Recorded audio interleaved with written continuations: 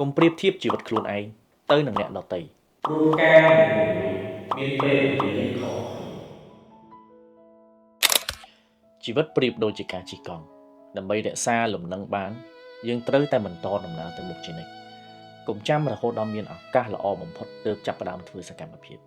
ប៉ុន្តែត្រូវចាប់ផ្ដើមធ្វើសកម្មភាពដើម្បីបង្កើតឱកាសដ៏ល្អបំផុត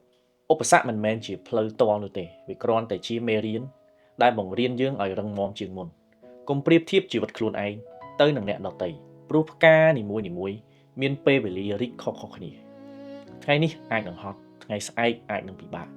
តែថ្ងៃបន្ទាប់ពន្លឺនឹងរះឡើងរាល់ការបរាជ័យគឺជាឱកាសក្នុងការចាប់ផ្ដើម